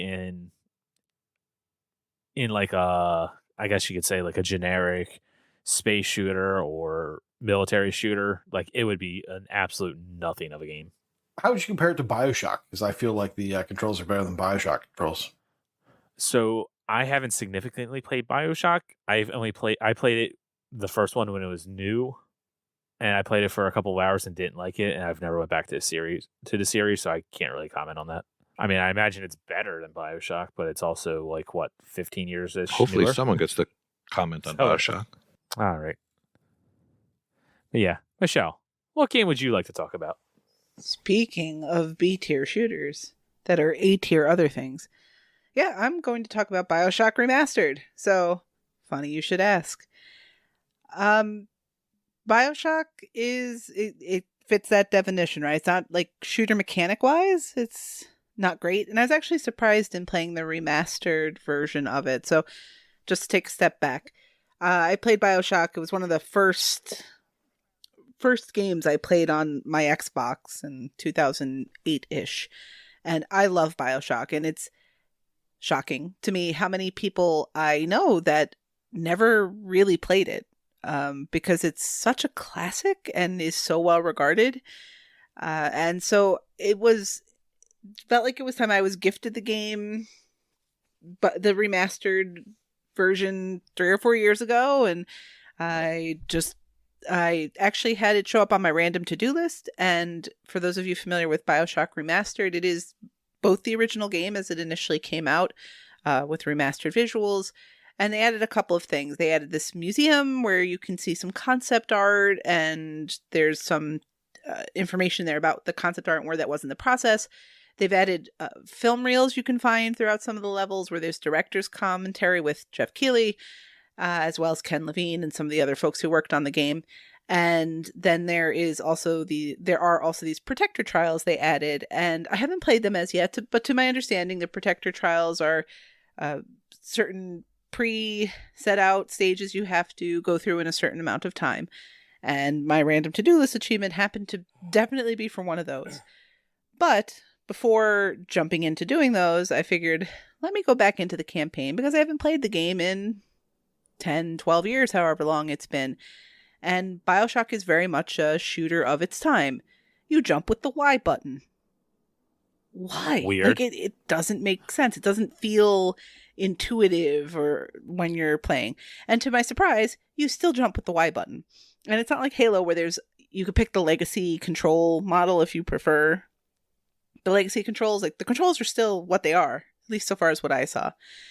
But man, Bioshock is so good at creating atmosphere. And my plea to those of you, like I know Kenny, you said you kind of started in you didn't feel it. Elle, I know you started and stopped with it 100 times. Bioshock, if you're going to play Bioshock, similarly to what you were saying about High on Life earlier, it needs to be paid attention to. Everything about Bioshock is its atmosphere, its immersion, feeling like you're in that space of rapture and what's happening there. And we're far enough away from the release of it. Like, I know for the folks that are like, just spoil everything, they want you to just spoil everything, but a lot of people actually haven't played it, even if they know what happened. Like, that moment in the game when you get there, if you really play the game and pay attention to it and give it your full attention, it is so, so good. And I was mentioning this to Elle earlier in the week, that when I sat down to replay it, I honestly couldn't tell you, because I haven't turned on the 360 version of Bioshock to compare. But I couldn't tell you if the graphics are that much improved. I'm sure they are, but Bioshock looked good for its time. But everything about the atmosphere is bringing me right back to how I felt when I first played the game, which is a pretty awesome thing, because you can't re-experience something you experienced for the first time, right? Like, you only get that moment once. And so while descending into Rapture the first time wasn't quite the way it was the very first time I played the game, like, just the sound design and sitting there and really watching it. And it's been a while since I've really set myself to, like, I'm going to enjoy a narrative-based game. Like, it all felt like good. The sound design is just great. When you have throughout Bioshock and Rapture, there are these folks that have, everyone in Rapture has these plasmids. They're sort of like magical skills, but people get them through injecting the plasmids into themselves. And in Rapture, the enemies are called splicers. These are people who've used too many plasmids, and they talk, but it's like chirping. It's this sort of repeated text, like, why are you here? What are you doing? And just hearing that from, like, behind you and to your side and all this stuff while you're trying to figure out what is it that you're there to do, it is so good. So I just want to put this out there again as somebody replaying it again and enjoying that part of it again. Yes, it is not the best shooter. Solid B, maybe. And it may not even be that good. But that's not the strength of Bioshock. It is all that other stuff. And that's why I'm interested in Judas. It looks so much like Bioshock that it's almost a little bit too close, because it's not a Bioshock game. But if they can pull that together and reintroduce that sort of feeling of freshly exploring this space, that would be awesome, even if the gameplay isn't super duper top notch. Bioshock is like one of those games that are in the backlog. I know we just had that question of what's the game in your backlog. That's one of them. Someone bought that for me a while ago. I have the remastered, and I don't know how the story goes. It hasn't been spoiled for me. And like you were saying, I know it is just such a story-rich and atmospheric-rich game with, just gameplay mechanics. It's story-rich, but it's not overwhelming. Like, as somebody who's played Mass Effect but doesn't, like, love it the way people do, Mass Effect's overwhelming because you're not just following that particular story strand, you're building a whole world. Bioshock is this one particular story strand. So it's not as overwhelming in that sense, but that also may feel narrow for folks that prefer that sort of more broad world building. That's so good. The achievements are not different at all, by the way, other than those Protector Trial achievements. So if you go in to play the game, there is a difficulty achievement. You can still get this by swapping the difficulty at the very last second of the game and getting the game played on the highest difficulty. There are a couple missable achievements. If you go and look at TA, there are audio logs you have to collect. There's a list of them. There are 5 that are missable. 2 are in one location, 3 are in the other. Just put that in the back of your brain. Just enjoy. It is not a game to play with a guide, because anytime you play a game with a guide, you're referencing the guide and you're missing out on staying with the game and with the world. But none of that's changed. So if you're familiar with it, it's not bad. It's not a super difficult completion. And yeah, I'm loving it a second time, which is great. Like, I'm having a really good time re-exploring Rapture. All right. Well, if no one has anything else to comment on the game showcase, let's go ahead and get into some sales. Michelle, would you like to go first? Sure. Since Bioshock can be a little weighty at times, a couple of not so not so heavy sort of games, I'd like to recommend Glass Masquerade 2. If you've played Glass Masquerade 1, it's more of the same. But if you haven't, Glass Masquerade 2 and Glass Masquerade 1 task you with building puzzles from stained glass, essentially. Sometimes the puzzles get to be a little tricky because the shapes of the pieces don't always look like they match where they're supposed to go. But believe me, it all works. It's relaxing. I think just about everyone who's played it has commented something to the effect of, oh, this is a game like I'd play at the end of the night. I'd do one puzzle. I think, Kenny, you kind of had that experience when you were playing it. Mm-hmm. Yep. It's a really good end of the night game, something to just kind of relax you and something to do before bed. Yeah, so it is $2.39, marked down from $11.99. It's 12 to 15 hours according to TA. Well worth $2.39 for sure. The other one I'd like for to sure. Yeah. The other one I'd like to recommend, I have not played it myself, is Long Ago a Puzzle Tale. This is $3.49 down from $6.99. It is only a 1 to 2 hour game, and there is a walkthrough on TA. And from looking at the walkthrough, this looks like one of those games in the style of like a Hitman Go or Friday the 13th Killer Puzzle, where if the solutions are all up, left, right, down, left, right, A. So it's not a hard completion. It seems to be quick, but I like to try these games legit until somewhere about 75% through when my brain just can't handle the puzzles anymore. All right. Nate, what would you like to recommend? Yeah, I'm going to recommend 3 games that I haven't played. Running on Magic is $2.50 down from $5. It's a platformer. TA says it takes about 2 hours. The funny thing about this platformer is it's one of those left to right constantly scrolling. It's a very slow scroll, but like if you stand still, you'll get pushed off you get pushed off edges and stuff like that. So you kind of have to navigate obstacles as the screen is scrolling. And a funny thing that happens during the gameplay video I saw is that someone runs up and runs ahead of you and wants to talk to you, and you can't stop and talk to them, and then they have to start running alongside of you, and they're out of breath, and then you end up passing them. It looks kind of crazy to me. I like the look of the graphics. They're 8-bit or whatever. Check it out. It's like I said, $2.50 for a platformer. It's 2 hours. Maybe it's up your alley. Next up, Rack and Ruin, $2 down from $10. It looks like a twin stick shoot 'em up. I how I have a soft spot for those. I don't know much about the game, the story or anything. It looks if you're into that category, throw it on the pile. And finally, Rico Breakout Bundle is $7 down from $23. This is a first-person shooter roguelite. It's 10 to 12 hours. If you end up getting this and you want to server-proof it, there are only 2 relatively simple online achievements. So you knock those out pretty quickly, and then you're server-proof. And if, then you want to go do something else, come back to this later, go for it. It's cheaper than the game by itself, and the bundle doesn't add any extra achievements. It just gives you more stuff. There you go. All right. And how about you, Al? All right. Of course, I have to recommend Wakapeil 2. It is $5 down from $20, and the 2 DLCs are like $3 combined, not even. So if you haven't played Guac 2, you should.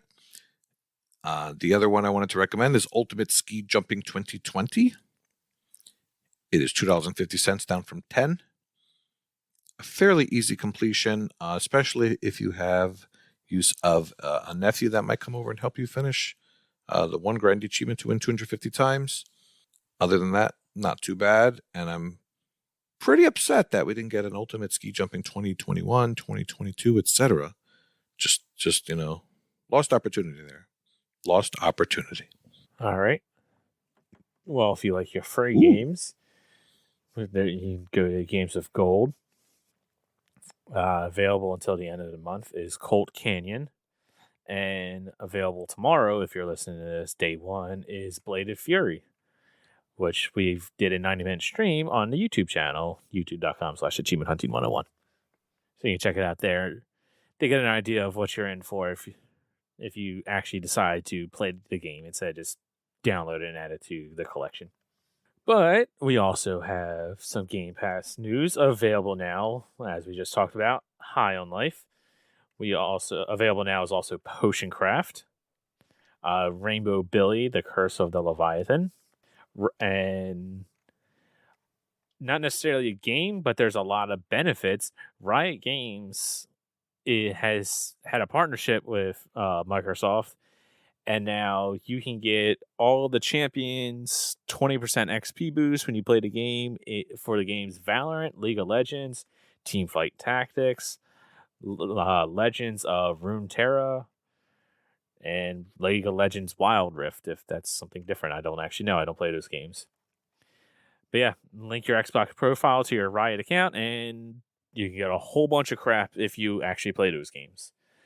I can't imagine there's too many people listening to this that plays those games, but nonetheless, that is a huge addition to PC Game Pass.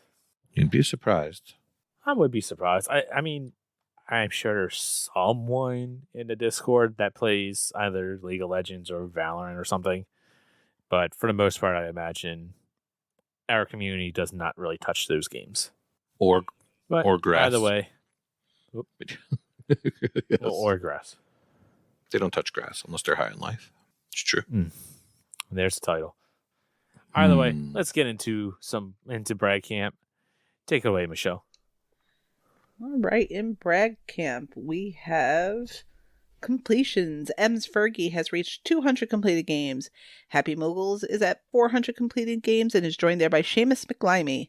Ace has reached 600 games completed. Wild West at 950 games completed. Alicia at 1,000 completed games, which is an awesome special milestone. Congratulations. And Magic Monkey at 1,600 completed games. Good job, everybody. Good job, everybody, even. Wow. It's a lot of games. In streaks, Lego Head 1977 and KooshMoose have 50-day achievement win streaks. Desert Fox 420 is currently on a 100-day streak, as is EOJ. R is Luke 17,000 is currently on a 350-day achievement win streak. Mr. Roboto with 400, as is Ems Fergie. Wild West 08 with 500. Fluttery Chicken with 950, Sincere Seeker 6 with 1,000, and Elroy OMJ Love that guy. with 1,000. Been a while. 1,950 days. Been a while. In Gamerscore, Johnny Delicious has hit 100,000 Yay. Gamerscore. Hurricane Dale has hit 200,000. Fluttery Chicken and Ems Fergie has hit 300,000. Crazy Catman has hit 550,000. B. Smiddle, 800,000. Ace has hit 900,000. And Lucas, 1987, has hit 2.7 million gamer score. Yeah. Good job, Lucas. In leaderboards, Crazy Catman is now in the top 20 of the TA Difference leaderboard for Party. Luke, 17,000, is now in the top 2,000 of the TA Difference leaderboard. Soul Revivalist is hitting up all the survival leaderboards. He is top 5 in USA Achievements 1 leaderboard. And the aforementioned Lucas 1987 went crazy, is now number 1 in completed games for Dodgeball, which I'm pretty sure Elroy was number 1 over there. So he's number 1 in Dodgeball, in Gamerscore, TA, and completed games. But the big one he hit was number 1 in Gamerscore for action, which is a huge genre. Wow. And that seems to be the genre that a lot of games are just kind of put in as a placeholder. That's impressive. So a lot of games in there. Yep. So good job, Lucas. Very good job. I think maybe he was holding on to all these things for the last month of Better Completions Matter, but I'm not quite sure. I know he's pretty active there. Well, that would explain all that the makes gamer sense. score jumps. Or leaderboard jumps. All right. Well, that will about do it for us this week. Thank you all for listening. As always, you can check out all of the links for all of our socials and our Patreon and Discord and whatnot down in the show notes. Be sure to read those. L gives away one of his personal games each week to one lucky person who reads That reads is notes. absolutely correct. So check Wait, that what? out. Yeah. Yeah. Yeah, it's certain. He told me there'll absolutely be a code in the notes from L. Well done, Big L. But yes. With that, thank you all for listening. Class is dismissed. See y'all next week. So long. Bye. Farewell. Buoy. What? World premiere. Welcome back to the 18th episode of One List, Two List, Bad List, Good List, a segment where we take a look at achievement lists of a couple of games, one that reeks of elderberries and one that makes it hard to resist certain temptation. What exactly makes those lists good or bad? Well, that's what we will be discussing. This is One List, Two List, Bad List, Good List. I am Elroy OMJ, and I am joined today by an individual who is surrounded by bread as he makes his bread. He is Inigo Montoya. Is that one a little better? That one is a little bit better. and apropos. There you go. So, yeah. Surrounded by bread while I'm making the bread. That's it. That's winning right there. That is what we define winning as. Yeah. Do you go home smelling like bread? I have not been told that, but Okay. I suspect that I do. Yeah. Is it like a good smelling bread, or is it like that nasty Subway stench that, like, if you just walk within 10 meters of a Subway, like, you just reek of that? No, it is definitely smell. Good smelling bread. Okay. Because we actually don't use any preservatives, no artificial additives, anything like that. It is 100%. I get what we like to refer to as a clean label. Okay. Yes. Not that Subway's not clean. I don't know. I don't think they sponsor the show. I don't think they're a sponsor. So yeah, they suck. Yeah, they stink until they become a sponsor, in which case they're the best. Right. No, like, seriously, I hate the smell of that crap, man. I could smell someone that's been to like a Subway. I can smell them out if a student brings like a Subway sandwich into my room, I can smell it out. It just reeks. Really? Yeah. And I guess it kind of makes sense because we do every day, and especially on Mondays. So what we do is we kind of compare our product to our competitor's product. Mm-hmm. And part of that comparison with the leadership team is, we have to smell the bread, and bread does have very distinct odors to it depending on what you use to make it. And you can definitely tell differences in various products. Mm-hmm. Okay, well, I think probably, if I was to guess, Subway uses bleach and dirty socks, if I'm guessing, to make their bread. So. Dirty gym socks. Dirty gym socks with a side of bleach. Yeah. All right. Well, there you go. I see we all learned. That was the educational portion. And speaking of dirty gym socks. Yes. Oh, nice. All right. So I get the bad game this week. And so this one is one that I'm pretty passionate about, to be honest. And this is one that is probably one, I would say it's my most disappointing game of the year, in the sense that I wanted something and it did not deliver. So I think that's why this game is bad, is the expectations and what actually came from it, I guess. So my bad game is no other than me being the beat 'em up connoisseur. Teenage Mutant Ninja Turtles: The Cowabunga Collection. Oh no. Yes. Oh yes. Published by Konami. Up, down, left, right, BA start. And it's right now $40. Not sure why, but it's $40. I mean, I guess if it'd be worth the $40 if they did it right, maybe.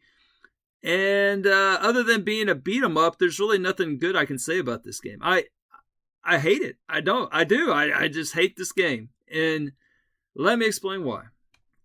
Again, these expectations. So again, I am a beat 'em up. I'm at the forefront of the beat 'em up landscape. And so when I read that there was going to be this TMNT collection of all their games coming out, I was super excited. I was like, whoa, okay.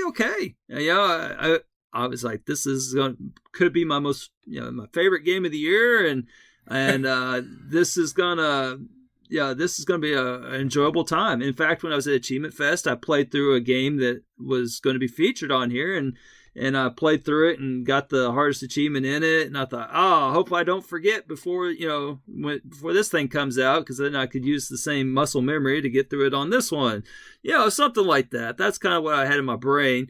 And there's, with a collection tag on it, I thought, maybe we'll get a game with, like 3,000 gamer score in it. Like the Spyro collection game, the Ezio Ascree game, like a beat 'em up collection that mirrors that. Or better yet, I was thinking the best collection game ever made, hands down, Rare Replay. I was thinking maybe we would have a Rare Replay type situation. I know there's a lot of people that disagree with Rare Replay, but to me, it is clearly the best collection game, where it has 200 achievements in it. 200 achievements in this game, and it's worth 4,000 gamer score. 4,000. 200 achievements, 4,000 gamer score, and it has. In fact, I should just do a whole freaking segment on this game, because it is a good list. All right, and this game brought all these really epic ways of playing old games in new ways, right? So they introduced like game modes where you have to like they have those achievements where it's like a thematic, who steal the diamond, because a lot of the games had diamonds in them, or escape in time, where you have like games where you have to get somewhere really fast and you have to get out of there in a certain time, stuff like that. Something in that ballpark. All right. It didn't even have to be that ballpark, just the same sport, or at least a sport at all. Like, that's not what we got. Okay. We did not get anything like a Rare Replay situation. They not even close. They technically speaking, they crapped the bed. They did. They crapped the bed. They had this wonderful thing in front of them. They had this amazing collection of games that they could have done so much with. They could have done so much with it. You have these 13 games, like 13 games that you could have done something with. Make people want to play it. Give them a interesting way to play it, where a different game mode or something. There's 13 games to work with. They're all they're different games, and people have a lot of nostalgia for these games. People would be willing to put some time in on it and just enjoy it. So you got 13 games, and they're all worth 1,000 gamer score. So 13 games, 1,000 gamer scores. Okay. Not a death knell. It's not preferred. Maybe we could up that a little bit, but maybe each achievement's worth like 5 points or something like that, or 10 points here. But they have some nice ratios to them at least, or something, right? Or something, right? It's no. You get 13 achievements. 13 achievements, 13 games. I'm sure you see where this is going. One for beating each game. Okay, so you beat each game, you get an achievement. 13 achievements. That's the best they could come up with. Just beat the game. Okay, yes. Maybe it's not a complete deal breaker. It sucks at this point. But maybe not a deal breaker, because people aren't going to take the time to, play through every game. So at least you'll have that experience and get a nice chunk of change at the end of it, some nice tad for it or something like that. No, you don't even have to play the games. It's a 1 to 2 hour completion. Why? Because all you gotta do is fast forward through it. There's a watch mode. And so you turn on watch mode, you fast forward through all the stages, get to the main boss, wait till the boss is like flashing like repeatedly, and then stop, save, then reload the game and resume. You're in control of the character now. You like hit him twice, he dies, and then you get the achievement. That's it. That's it. That's Cowabunga Collection. So, I mean, okay, let's say you want to play the game, because even, like, there's no skill involved. All you have to do is turn on invincibility, and you can still do the same thing. It's just the little fast forward thing that keeps you from even playing the game. So, you have 13 games, each with an achievement for beating it. You don't even have to play the games. You just fast forward. It's like watching a crappy movie, and voila, completion. 1-2 hours, $40. Bada bing, bada boom. Cashing that, cash cow in there. So, this sounds absolutely atrocious.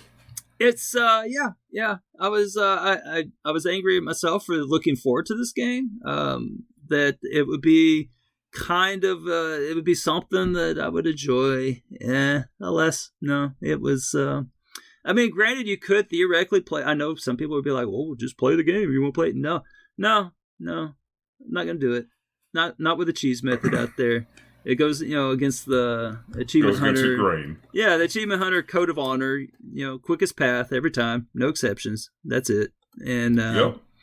Yeah, and good for you. Yeah, I just recently did something very similar myself. Okay. Because in Sonic All-Star Racing Transformed for the 360, there's a workaround to do one of the harder achievements in the game, and I said, nope, I'm better than this. Yeah. I'm better, so I went out and did it. Yeah. I mean, why wouldn't you? I mean, it's just what we do. It's, Gotta take pride in some of your work. Now, other games, other genres, okay, I might take I might go down that road, but... excuse me, I will go down that road. But when it comes to racing, nah, I'll keep it clean. Yeah. Pun intended. But I also have a very interesting little... Well, don't waste your time on this one. This is, they blew it. I have a very interesting story about Teenage Mutant Ninja Turtles. Oh, do tell. And this may be educational. Now, I have not verified every aspect of this story, only certain parts of it, but it seems like it may be true. So, some friends and I were discussing, some friends posted up this Reddit thread that I found to be very interesting, okay? And the title of the Reddit thread was, "What is a parody that was done so well that most people to this day don't realize it was a parody?" And do you know what one of the responses was? I assume something to Teenage Mutant Ninja Turtles, but I don't know if Teenage Mutant Ninja Turtles is the thing that was parodied or the thing that was the parody. So the question was posited. It said, any good examples of this? A movie parody done so convincingly or subtle enough that most people don't even realize that it was meant to be satire. And one of the responses was Teenage Mutant Ninja Turtles. The movie? Started as a parody of Frank Miller's Daredevil comics. Has probably eclipsed Daredevil in general popularity. It was meant to show how silly all the violence and dramatic ninja stuff was by making the ninjas literally turtles and making the wise master a rat. So, a couple of responses to that said, isn't that why the bad guys are the foot? It's a reference to Daredevil's The Hand. Oh. And somebody else said, yes, it's the same chemical splash that gives Daredevil his powers and mutates the turtles. And the turtle's master is Splinter because Daredevil's master is Stick. That's pretty cool. See, I don't know anything about the Daredevil canon, so I don't. This is fascinating. I found the read to be pretty fascinating because I never knew that the Turtles were actually a satire / parody. I never knew this until I started reading the thread. I did at least verify, some of the names that were tossed around in it, and it seems like it lines up. It seems like these people know what they're talking about. Then again, this is the internet, so don't take this as gospel truth. Well, that's interesting. I'm sure there's a lot of people that probably did know that are not us. Yeah, there may be. I found it to be very, like I said, a very interesting read and some kind of interesting story behind the Turtles, which are, kind of a worldwide powerhouse, I would say, almost to this day. Very recognizable brand name. And I was kind of shocked to find out that, maybe it did start out as a parody, and it just blew up. Right. So, interesting read. Good little signs, and maybe some people that know more about this than myself can comment on it, but it seems like it all lines up. Yeah. Well, your interesting factoid was good. This game, it was not good. It was. Are we going to give this one two Subway loaves? No, I'm going to give this one the brand of Turtle Disaster. It was a turtle disaster for sure. So there you go. It legitimately disappointed me. I was legitimately upset. So with this this is worse than Subway loaves. Yes. Okay. All right. That's good to know, because we definitely know how much you detest bread at Subway. Yeah, they both stink. Yes. I don't know. I could just keep expressing my dissatisfaction for this game, but I'd much rather you lift our spirits here.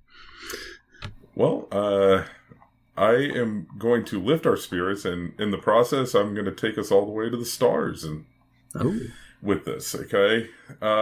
So my good list, and there's a little bias in there, but I'm going to justify my bias, okay? All right, I like a good little justification. Yes. So I'm going to go ahead and present to us the game 100 Bullets. 100 Bullets. Yes. That's it. Okay, that is, there is a game called that. I can verify. It's on. Yeah. Yep. Yep. This game 100% does exist. God, it's got a lot of achievements. What's that? It's got an obscene amount. It should be called 100 achievements. Right. I think that's what they are shooting for, and we'll get into this here. We'll dive deeper into this achievement list and where it may be going and what's happening with it. Okay, you dog. I already see why you like this list. Yes, there is a little bias there, but I'm going to justify the bias, okay? Okay. So, the base game, we'll start off there, okay? Mm-hmm. This game was released in March of 2022. And it was actually... The reason I kind of got turned on to this game was it was part of the spring sale. Like, they had a punch card where if you spent like $50 in the Microsoft store, you got like, I don't know, 5,000 reward points, something like that during the spring sale. And this was one of the games that was featured because it was actually just being released. And I took a quick look at the gameplay and I said, hey, this looks like a game I would actually enjoy. So I went ahead and picked it up, and in one of those rare moments, I started the game right when I bought it, and that's rare for me. And this goes to show that this game is tragically underplayed, okay, with only 177 track gamers having started it. And I've always felt that way. So the gameplay itself is fantastic, okay? It's a little bit of a twist on the shmup genre, and I know a lot of people aren't really keen to the shmup genre, so before I turn you off of that completely, the twist is very interesting because it basically turns the shmup genre into a puzzle-type game. Wow. And... you may think to yourself, well, that seems like a very strange combination, and it is. But this game actually makes it work. Okay? And I actually rated this game before the title update, and I did actually give it a 5-star rating because of what they did with the gameplay. Mm-hmm. And now this ties into the good list, okay? The achievement titles are uninspiring, but the actual achievement list and what it's asking you to do is actually pretty good, okay? Mm-hmm. So you have various levels you have to progress through, okay? And you have to... There's Easter eggs hidden throughout some of the levels. You might have to do something a little bit differently. The gameplay, going back to the whole puzzle and shmup genre, is the reason it's called 100 bullets is in each level you have to fire 100 bullets. And in the process, these bullets will bounce off the wall. There may be things that affect their behavior or their physics.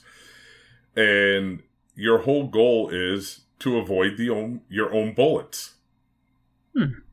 That's where the puzzle element of it comes in. So you have to kind of consider how you kind of want to traverse this level while avoiding the bullets that you yourself fired. But you're forced to fire them. And there's a cadence to the game that it does not let you just kind of creep by slowly. If it does, your bullet counter resets. You have to keep a certain pace, tempo throughout the level. So as you're doing this, you're dodging your own bullets, and it's just fun. It's just, it makes you think a little bit, and you have to think on your feet sometimes. But it's not as bad as, like, let's say, Geometry Wars, where, I mean, you don't necessarily have to have, like, the Twitch-type reactions while playing the game. It's not quite that fast-paced. There are a couple of different difficulty levels. You can play it on the easiest difficulty, which everything is slowed down. And then the hardest difficulty, which it's sped up, but it's still not even that hard. Once you start to figure out what you can and can't do throughout a level, it becomes rewarding and satisfying. Do you have to play the hardest version? To get all 325 Lotus tokens, yes, you would. Okay. But again, is the difficulty stepped up significantly? No. Okay. No. In fact, I could even argue that the hardest difficulty is maybe even slightly easier to play. Because the tempo is not scaled up so fast to where it's unplayable. But when you play on the easiest difficulty, the tempo is so slow. I actually find myself making more mistakes on the easiest difficulty than I do the hardest. I've seen games like that. I know what you're talking about. Yeah, so the hardest difficulty, I wouldn't even ding it as a negative. Again, like I said, to me it's a positive. And, and then they have bosses, like it's the final level of each area, and it becomes just very interesting. Like I said, the achievement list is varied. You have to unlock the secret levels by doing the aforementioned Easter eggs. And it is, like I said, it's a fun experience and tragically underplayed at only 177 people playing it. Now, I am not saying that because of the title update. Well, before you get to the title update, the genre is actually action. It's neither a shoot 'em up or a puzzle game. It's got it listed as action. I guess that's consistent with the way you described it.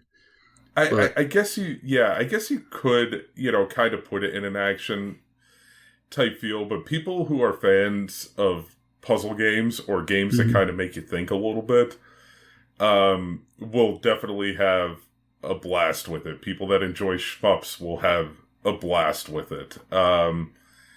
Even people that just want to kind of play something, I guess not passively, because the levels aren't terribly long.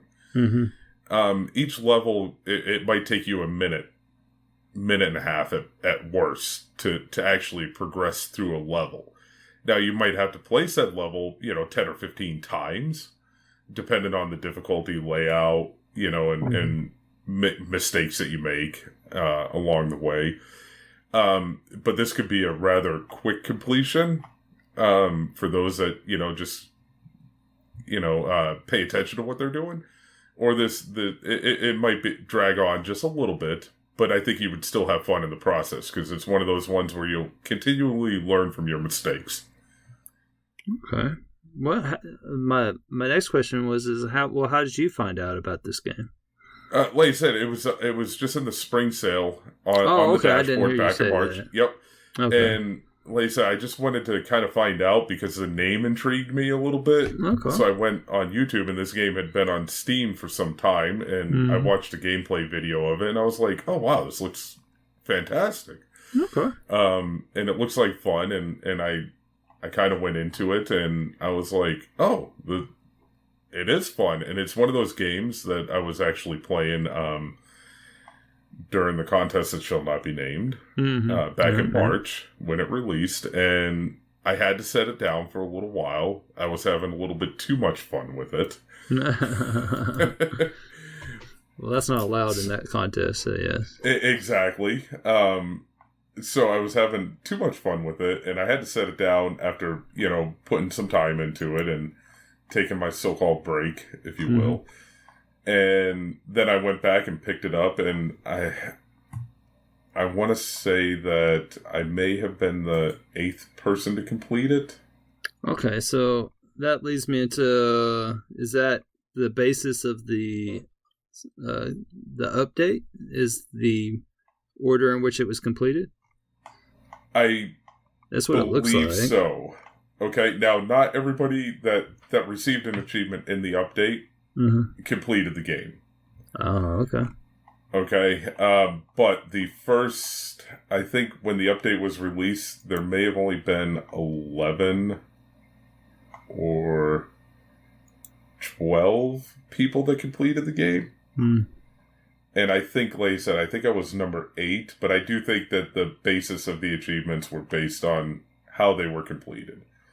And, there's a couple of people that did receive achievements in this game who we probably all know and love from the Age 101 Discord. One of them being Mr. Big L. Yeah, I was looking at that one. It doesn't even look like he started the game. He did not. So what's up with that, yeah? So a lot of the other achievements are just, I guess, revolving around people that are very influential in gaming communities and whatnot. Is from what I gather, from what I read, because honestly, I didn't even know that this update existed, obviously, until it came out, and then, you kind of see, some of the names are very recognizable. People probably know a lot of these folks. So why is Big L included again? I don't know, to be honest with you. Does he know that many heavy hitters? I don't know. I'm the wrong person to ask. I mean, obviously, you don't see. Obviously, I don't have a star, obviously. Yeah, I mean, the only reason that I got one is because I completed the game. So, there you go. Right. Being a completionist does pay sometimes. Yeah.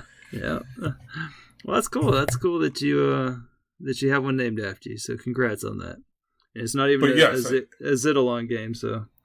It is not a Zidalon game. In fact, the developer is working on. They have said they are on TA. The developer is actually on TA. That's cool. And he has stated that he is going to do another update, and it's actually he's actually going to do a contest for the next round of achievements that are going to be named. Oh, that's cool. So he's going to. That's a cool thing. I wish more games did that. I mean that's like cater to the audience that helps them out. Absolutely. And again, like I said, this isn't a game. This is not like Zidalon Radalaka material. This is not a game where you're just gonna, pick it up and blast through it. So the title update did have a bunch of achievements. But again, like I said, the title updates they're on the easier side. But here's the thing. There is a caveat to it. If you don't have the levels unlocked or have not progressed far enough into the game, you still would need to put in a little bit of work to get to the title update achievements. They're easy once you have the levels unlocked, for the most part. So, but again, like I said, it's just a fun game. It's a good experience. The achievement list, the nice thing is there's very few guides. So to figure out some of the Easter eggs, you might have to dig a little bit, and actually experiment with some levels. They're kind of a little obvious if there's an Easter egg present, when you are in there. But again, like I said, it makes you kind of think a little bit of how you want to do something when you're within those levels. Now, see, what would have been kind of a cool thing is if the same developer on TA had sent like a direct message to each one of the people that those stages are named after with like a real easy cheese method, and then it would be up to that person if they want to share that solution or not. Right? that actually would be really cool. Yeah. See, have to pass that along to him. I have no idea who the person is, but there you go. That one was on the house. Right? Freebie. There you go. But no, it is a good game, and like I said, the achievement names are not great, but the achievement list is pretty well rounded. Mm-hmm. That's cool. Yeah. Let's see. I was trying to figure out who it is. I wonder if it's this Michael Pilsno or something. Maybe. I don't know. Maybe not. He is. Yeah, it is. That is the developer.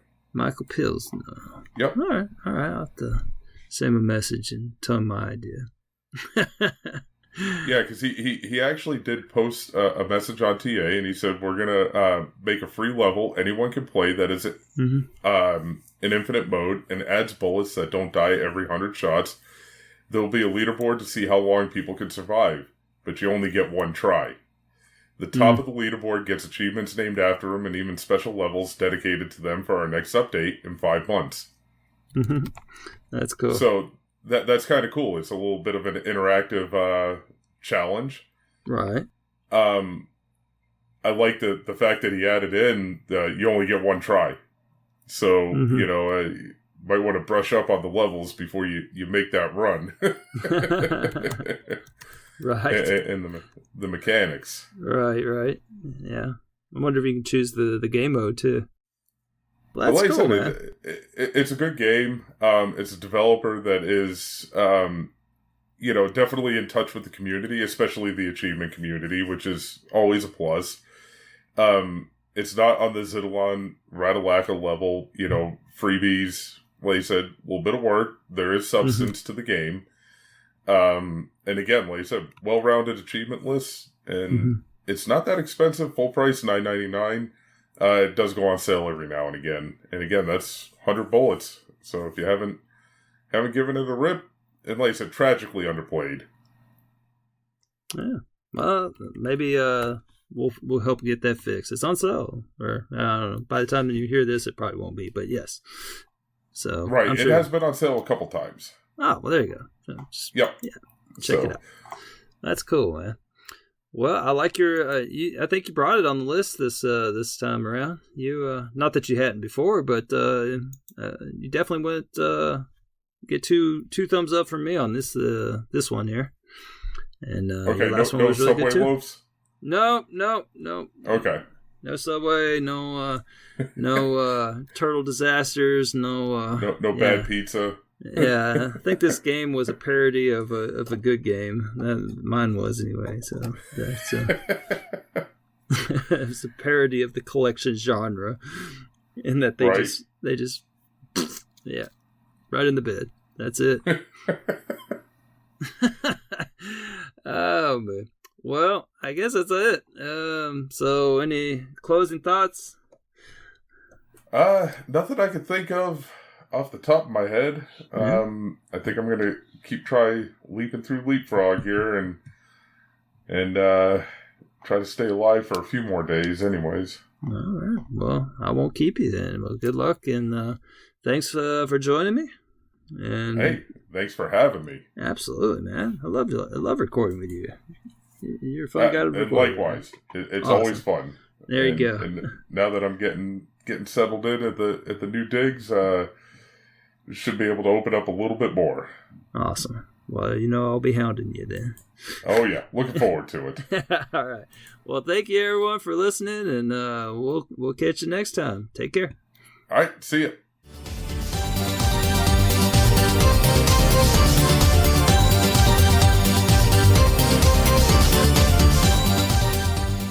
Hello, I'm Wakapeil, on a quest to complete as many Ratalaikas as I can. When Intrepid Izzy was released at the beginning of December, I planned to pick it up at Ratalaika's usual $4 introductory price, without any further research, but it ended up with a standard store price of $11. In these dire economic times, I felt it necessary to investigate if it was worth my hard-earned cash. It didn't take long for me to decide to pick it up. The developers at Senile Team originally released Intrepid Izzy as a Dreamcast console exclusive in December of 2021, after a barely successful Kickstarter in 2017. Intrepid Izzy was released more than 20 years after the Dreamcast was discontinued in March of 2001. Labeled a beat-em-up on TA upon release, I fired up Intrepid Izzy on my slightly more modern Series X and gradually realized that it is a Metroidvania. The colorful high-definition 2D graphics are technically great, but the art style might be divisive. Izzy controls well and movement is fun and fluid. I never encountered any technical issues and load times were minimal. There's barely a story, but the little there is fine. Izzy is out treasure hunting, or something, and unleashes a potentially evil, maybe just rude Jinn, and Izzy decides to probably stop it? While there are talkative NPCs in the game, they never acknowledge anything outside of their immediate surroundings, happily or not so happily living their lives in their own bubbles. This is far from a narrative masterpiece, but it doesn't have to be, as the core gameplay of exploring the nonsensical world and finding abilities and secrets is rather fun.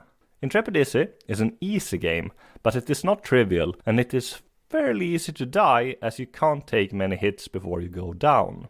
Dying is rarely an issue, as there are plenty of checkpoints and quite a few save points, meaning you do not lose much progress if you die. Combat is mostly down to kicks and punches, and is simple but satisfying, as taking down enemies require a tiny bit of strategy, but once you figure out how to deal with the different enemy types, they are quickly taken down.